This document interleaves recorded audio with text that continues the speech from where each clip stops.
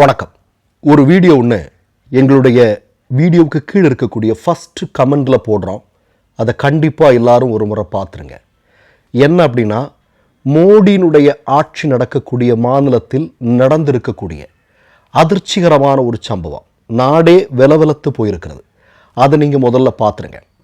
அந்த வீடியோ பற்றி பேசுறதுக்கு முன்னாடி, மோடியினுடைய ஆட்சி நடக்கக்கூடிய பீகார் மாநிலத்தில் கடந்த ஒரு மாதத்தில் மட்டுமே, அதாவது நல்லா கேட்டுங்க, 30 நாட்களில் 78 கொடூரமான கொலைகள் நடந்திருக்கிறது. ஆனால் இந்தியாவில் இருக்கக்கூடிய நாம் எல்லாம் மௌனித்து போயிருக்கிறோம். ஊடகங்கள் எல்லாம் மௌனித்து போயிருக்கின்றன. எல்லாரும் அமைதியாக இருக்கிறாங்க. ஒருவேளை நம்ம வீட்டு கதவை எல்லாம் இது தட்டுனாதான் நம்ம எல்லாம் பேசுவோமோ என்னவோ தெரியல. ஆனால் ஏன் இந்தியர்களுக்கு இவ்வளவு பெரிய மௌனம் என்பது எனக்கு தெரியவே இல்லை. மோடியினுடைய ஆட்சியினுடைய லட்சணம் இது. சரி, பீகாரில் நடந்திருக்கக்கூடிய செய்தி இது. அப்படியே பக்கத்து மாநிலத்திற்கு வாங்க. ஒடிசாவில் உங்களுக்கு எல்லாருக்கும் நல்லா தெரியும், ஒரு பெண்மணி இல்லையா, பெண்மணினா கல்லூரி மாணவி, கல்லூரியில் படித்து கொண்டிருக்கக்கூடிய ஒரு மாணவி, அவருக்கு நடக்கக்கூடாத ஒரு பெரும் துயரம், பெரும் கொடுமையான சம்பவம் அவருடைய வாழ்க்கையில் நடக்குது. கல்லூரி நிர்வாகத்திடம் போயிட்டு அவங்க முறையிடுறாங்க. ஒடிஷா, நல்லா கேட்டுங்க, ஒடிஷா மோடியினுடைய ஆட்சி நடக்கக்கூடிய மாநிலம். எப்படி? தமிழன் திருடிக்கொண்டு போய்விட்டான், தமிழர்கள் மீது திருட்டு பட்டம் சுமத்தி ஆட்சி பொறுப்பிற்கு வந்தது பாஜக ஒடிசாவில். நல்லா ஞாபகத்தில் வச்சுங்க. அந்த மாநிலத்தில் ஒரு கல்லூரியில் படிக்கக்கூடிய ஒரு மாணவி பெரும் கொடுமைக்கு உள்ளாகிறார். கல்லூரி நிர்வாகத்தை அணுகிறார். அவருக்கு அங்கே நீதி கிடைக்கவில்லை. சரி, மோடி தான் டெய்லி தொலைக்காட்சியை திறந்தால், வானொலியை திறந்தால், ஊடகத்தை திறந்தால் பேட்டி பச்சாவோ பேட்டி படாவோன்னு 12 வருஷமாக வடை சுட்டுட்டு இருக்கார் இல்லையா. சும்மா போய் ஒரு பெட்டிஷன் கொடுத்து பார்ப்போம், ஒரு கடிதம் கொடுத்து பார்ப்போம், ஏதாவது நடவடிக்கை எடுக்கிறாரா அப்படின்னு சொல்லிட்டு அந்த பெண்மணி காத்து கொண்டிருக்கிறார். வடை சுடுறதுக்காக ஒடிசாவுக்கு வர்றாரு நம்முடைய பிரதமர் மோடி. வந்து அங்கே ஒரு பெரும் கூட்டத்தில் பேசுகிறார். கூட்டத்தில் மோடியை பார்ப்பதற்காக காத்து கொண்டிருக்கிறார் ஒரு கடிதத்தோடு அந்த மாணவி. கடைசி வரையிலும் மோடி பார்க்கவே இல்லை. மோடிக்கு இவங்களெல்லாம் பார்க்கறதுக்கு நேரம் இல்லை, சரியா? ஆனால் இறுதியில் மனமுடைந்து போன அந்த மாணவி தற்கொலை செய்து கொள்கிறார். தனக்கு மோடியினுடைய ஆட்சியில் நீதி கிடைக்காது என்பதை மீண்டும் ஒரு முறை அந்த மாணவிக்கு தெரிந்திருக்கிறது. அவர் தற்கொலை செய்திருக்கிறார். இது ஒடிசாவில் நடந்திருக்கக்கூடிய செய்தி. ஒடிசாவில் இன்றைக்கு 2 தினங்களுக்கு முன்னாடி ஒரு மிகப்பெரிய பந்து நடத்தி இருக்கிறாங்க. சிறு கடைகளிலிருந்து எல்லாமே டோட்டலாகவே ஒரு ஒரு ஒரு ஒரு ஒரு மாநிலமே ஒரு மயான கூடாரமான மாதிரி அந்த அளவிற்கு எல்லாருமே பிஜேபிக்கு எதிரான ஒரு பெரும் போராட்டத்தில் பங்கெடுத்திருக்கிறார்கள். சரி, இப்போ இதெல்லாம் நடந்துட்டு இருக்கு. ஒடிசாவில் இப்படிப்பட்ட சம்பவம் நடந்திருக்கு. பீகாரில் நான் சொன்னேன் இல்லையா, கடந்த 30 நாட்களில் 78 கொலைகள் நடந்திருக்கு. நான் முதல்ல சொன்னேன் இல்லையா, எங்களுடைய யூடியூபுக்கு கீழே இருக்கக்கூடிய ஃபஸ்ட்டு கமெண்டில் ஒரு வீடியோ போட்டிருக்கிறேன் அப்படின்னு. அந்த வீடியோவில் ஒரு மிகப்பெரிய கொலை நடக்கக்கூடிய நிகழ்வு தான்.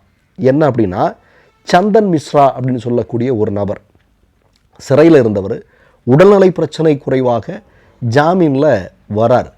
வந்த இடத்துல தான் சர்வசாதாரணமாக பட்டப்பகலில் அவ்வளவு பெரிய கொடூரமான கொலையை நடத்திவிட்டு சர்வசாதாரணமாக நடந்து செல்லக்கூடிய காட்சி பீகாரில் அரங்கேறி இருக்கிறது. மீண்டும் சொல்கிறேன், அங்கும் நடந்து கொண்டிருப்பது மோடியினுடைய ஆட்சி. சரி, இப்போ பீகாருக்கு வாங்க. பீகாரில் எல்லாருக்குமே நல்லா தெரியும், பீகாரில் கண்டிப்பாக காங்கிரஸ் கூட்டணி மாபெரும் வெற்றியை பதிவு செய்ய போகிறது என்று. அதற்கு என்ன காரணம்? அங்கிருக்கக்கூடிய மோடியினுடைய ஆட்சி. அதற்கான உதாரணங்களைத்தான் நாம் ஆதாரத்தோடு இந்த பதிவில் நம்ம போட்டிருக்கிறோம். வெறுத்து போன மக்கள் கொதித்து போயிருக்கிறார்கள். மோடியை நிரந்தரமாக வீட்டுக்கு அனுப்புவதற்கு பீகார் முன்னிலையில் இருப்பதற்கு காத்து கொண்டிருக்கிறது. இந்த நேரத்தில் தான் மோடிக்கு நன்றாக தெரிந்திருக்கிறது, ஒடிசாவில் நம்முடைய ஆட்சியில் இதெல்லாம் நடந்துட்டு இருக்கு, பீகாரில் இதெல்லாம் நடந்துட்டு இருக்கு, இனி எவனும் நமக்கு வாக்களிக்க மாட்டான் அப்படிங்கிறது மோடிக்கு தெரியும். அப்போ கையில் இருக்கக்கூடிய ஒரு மிகப்பெரிய ஆயுதம் இது, அவங்க கையில் இருக்கக்கூடியது தேர்தல் ஆணையம்.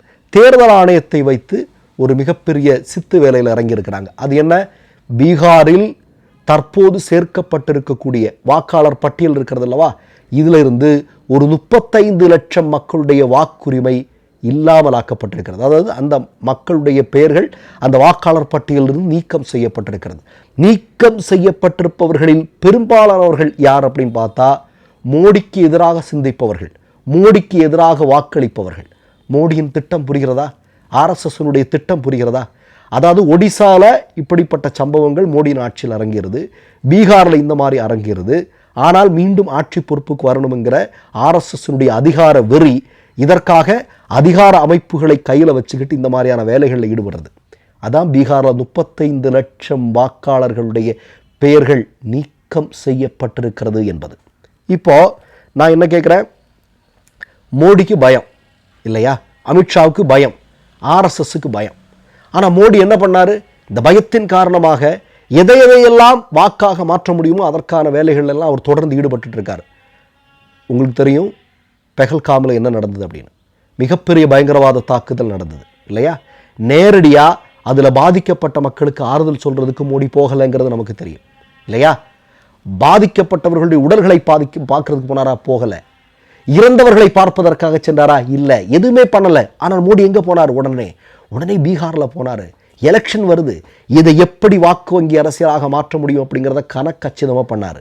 சம்பவம் நடந்து பல மாதங்கள் ஆகிறது. இன்று வரையிலும் 200 கிலோமீட்டர் தூரம் சர்வசாதாரணமாக நடந்து வந்து மோடியினுடைய ஆட்சியின் கீழ் இருக்கக்கூடிய ஒரு பிரதேசத்தில் சர்வசாதாரணமாக இந்திய மக்களை சுட்டு கொன்று இந்திய பெண்களை இன்றைக்கு கணவர்மார்கள் இல்லாதவர்களாக மாற்றிவிட்டு சென்ற பயங்கரவாதிகளை மோடியால் பிடிக்க முடியவில்லை. மோடிக்கு அந்த துப்பு கிடையாது இல்லையா. எங்கே கொலையாளிகள், எங்கே பயங்கரவாதிகள், அப்படி எங்கே அப்படின்னு சொல்லி இந்தியாவை கேட்குது மோடியை பார்த்து. ஆனால் பதில் இல்லை, மோடி கிட்ட பதில் இல்லை. ஆனால் பேட்டி பச்சாவோ பேட்டி படாவோன்னு சொல்லுவார், எல்லாம் சொல்லிக்கிட்டு இருப்பார். ஆனால் இந்த சம்பவங்கள் எல்லாம் இவர்களுடைய ஆட்சியில் நடந்து கொண்டிருக்கும். குற்றவாளிகளை பாதுகாக்கக்கூடியவர்களாக ஆர்எஸ்எஸ் பாஜக மாறிக்கொண்டு வருகிறது என்பதற்கு பல உதாரணங்களை நம்ம சொல்லிட்டே போகும். ஆனால் அதிகாரம் வேணும். அப்போ அதிகாரத்திற்கு மக்கள் வாக்களிக்க தயாராகவில்லை. அப்போ எடுறா தேர்தல் ஆணையத்தை, தேர்தல் ஆணையத்தின் தலைமை அதிகாரிகளை கையில் போடு. அவங்க நம்ம சொல்கிறது தான் கேட்க போகிறாங்க. அதுக்கு என்னென்ன திட்டங்கள் இருக்குது, இதெல்லாம் செயல்படுத்து. இதுதான் நடந்துட்டு இருக்கு. எவ்வளோ பெரிய கொடுமை என்பதை பாருங்கள், எவ்வளோ பெரிய அநீதி என்பதை பாருங்கள். மீண்டும் நான் சொல்கிறேன், ஏன் இந்திய மக்கள் மௌனமாக இருக்கிறார்கள்? இவ்வளவு பெரிய அநீதிகள் நடக்கும்போது கூட ஏன் மௌனமாக இருக்கிறாங்க?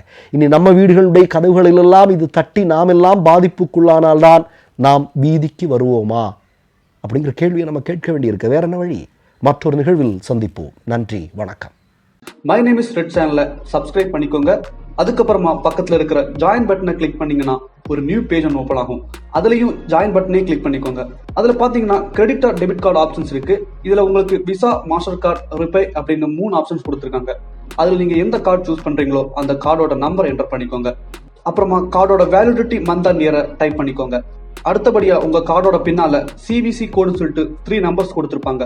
அந்த நம்பரை இதுல என்டர் பண்ணிக்கோங்க. அப்புறமா அட்ரஸ் அண்ட் இன்ஃபர்மேஷன் என்டர் பண்ணிட்டு பைங்கிற பட்டனை கிளிக் பண்ணிக்கோங்க. ஒருவேளை உங்க கார்டு நம்பர் இன்வாலிட்னு காமிச்சிச்சுன்னா உங்க கார்டுல இன்டர்நேஷனல் யூசேஜை எனேபிள் பண்ணுங்க.